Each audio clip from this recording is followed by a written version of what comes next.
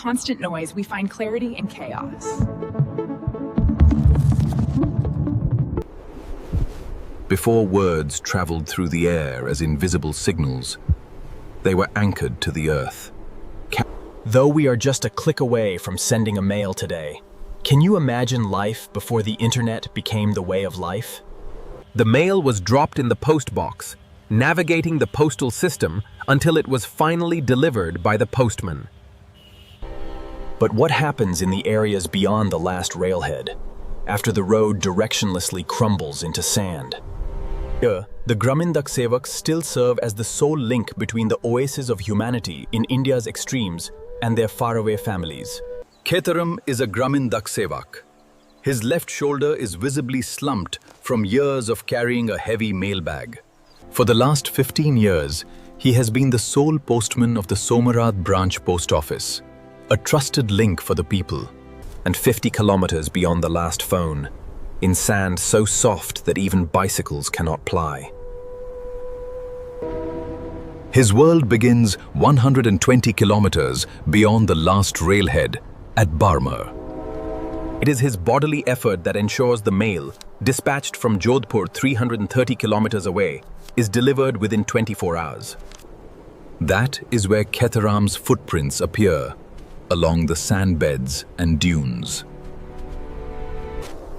In the summers, the sands sizzle under his mojri-clad feet.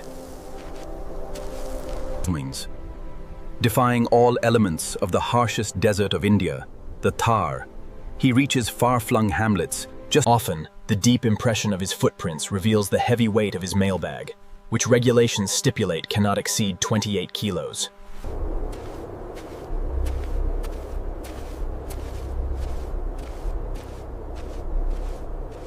He delivers even on days when his body sends blazing signals that the temperature has crossed 50 degrees Celsius. Officially recorded as 49.9 degrees Celsius to avoid a state holiday, the severe heat sometimes forces him to postpone deliveries till after sundown. On other days, his khaki turban and uniform are his only protection against the desert's furies. The scorching summer winds and swirling sandstorms turn him into a walking sandman. Water is too precious to waste on washing, so I can only wipe my body. When he finishes his day, the dust falls from him, leaving a small sand dune at his feet every evening.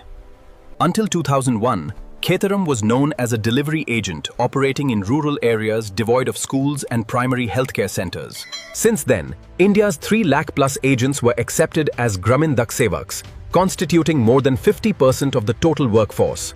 Their territories span the frozen desert of Ladakh, the Isles of Lakshadweep, and the riverine communities of the northeast.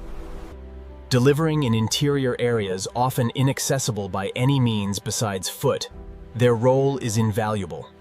Unlike the British system designed for administrative centers, independent India's mandate was to bring the entire population within the mailing ambit. Today, their salaries are revised like other government employees, allowing them to serve remote outposts with an assured income. For Khetaram, this job is survival. Akal or famine is a way of life here, he notes.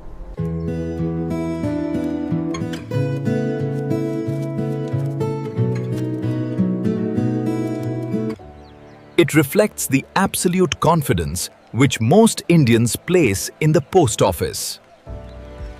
Such aspects of trust make Khetaram a warmly received man. He can dwell on any threshold.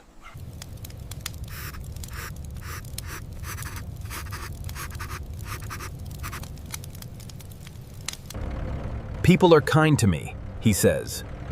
The border security force always gives him a lift when they can.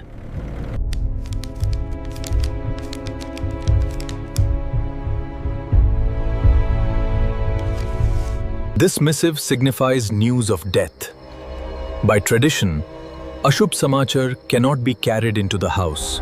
So he stands outside, reads the letter twice, and then tears it to bits. Bad news must be destroyed, he mutters. When he brings news of a birth or wedding, the village offers him a cup of tea or a piece of jaggery.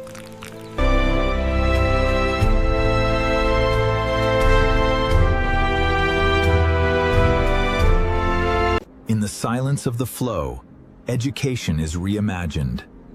Seek the wisdom of the infinite. Subscribe, like, share, join the flow. An Aranya Panda film.